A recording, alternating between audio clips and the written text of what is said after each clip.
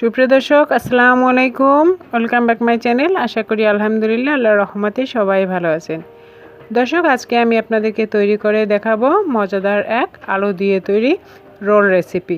এই role recipe তৈরি করা যেমন সহজ আর খেতেও লাগে দুর্দান্ত।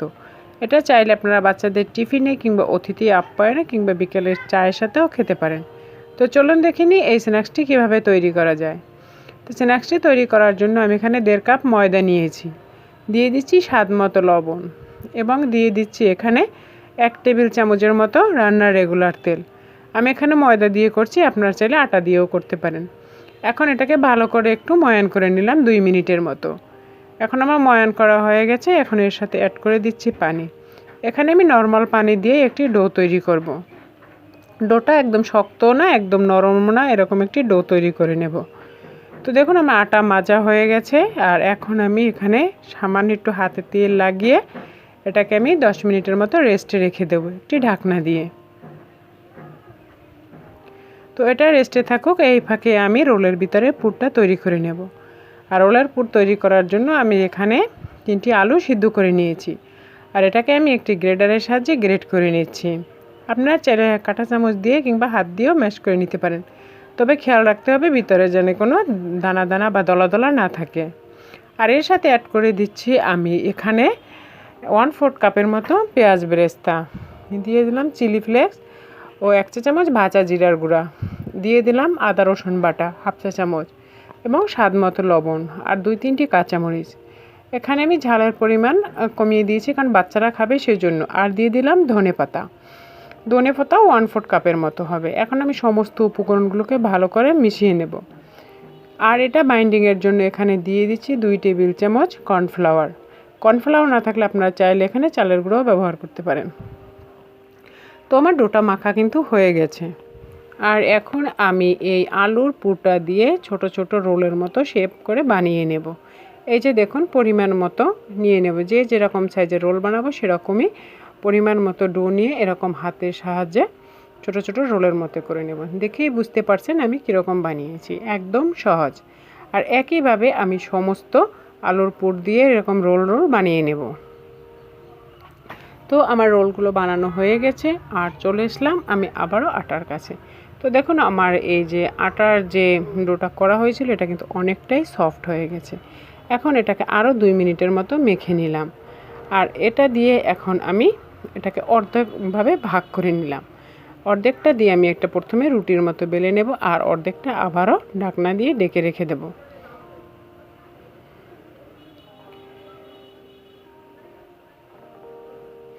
সাধারণত যেরকমভাবে আমরা রুটি বা পরোটা বেলে সেরকমভাবেই বেলে নেব। একটু আটা ছিটিয়ে বেলে নিচ্ছি। পরোটা সাধারণত যেরকম হয় সেরকম বেলে নেব। পরোটার চেয়েও পাতলা হয়তো ধরতে পারেন, যেরকম রুটি হয় সেরকম। এই যে দেখেই বুঝতে পারছেন আমি কতটা পাতলা করেছি। আর এখন এটাকে এই যে আমি যে আলুর পুরের রোলটা বানিয়েছিলাম সেটা দিয়ে আমি মেপে নিচ্ছি যে কত বড় হবে আমার রোলের সাইজগুলো। যেহেতু আমি মিনি রোল বানাচ্ছি সেহেতু এগুলো ছোট ছোটই হবে। আর একই সাথে আমি কিন্তু পাশের এবড়ো থেবড়ো অংশগুলোকেও কেটে ফেলে দিচ্ছি। এভাবে করলে হয় কি সময়ও বেঁচে যায় এবং খুব সহজেই তৈরি করা যায়। আর সমস্ত রোলগুলোই কিন্তু একই সাইজের হবে। তো আমার কাটা হয়ে গেছে। আর আপনারা দেখতে পাচ্ছেন আমি কিভাবে রোল করছি, একটু দেখলেই আপনারাও খুব সহজেই কিন্তু তৈরি করতে পারবেন। আর এই যে শেষের যে অংশটা সেই অংশটা একটু পানি লাগিয়ে তারপরে আমি সিল করব, যাতে এটি ভাজার সময় খুলে না যায়। এই তো দেখতে পেলেন একদমই কিন্তু সহজ। আর পুরের অংশগুলো দুই পাশ থেকে এরকম বের হয়েই থাকবে। তো একইভাবে আমি সমস্ত রোলগুলোকেই তৈরি করে নেব।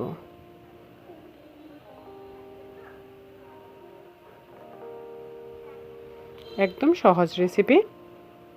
তো আমার রোলগুলো তৈরি করা হয়ে গেছে। এখন আমি ভাজতে চলে এসেছি। আগে আমি প্যানে তেল গরম দিয়ে দিয়েছি আর এখন আমি এর ভিতরে রোলগুলো দিয়ে দিচ্ছি। তেলটা অতিরিক্ত গরমও না আর ঠান্ডাও না, এরকম তেলের ভিতরে রোলগুলো দিতে হবে। আর উল্টিয়ে পাল্টিয়ে সুন্দর করে ভাজতে হবে আর মিডিয়াম আঁচে রাখতে হবে চুলার তাপ, কারণ হাই হিটে ভাজা যাবে না, তাহলে কিন্তু রোলটা একদম মুচমুচে হবে না।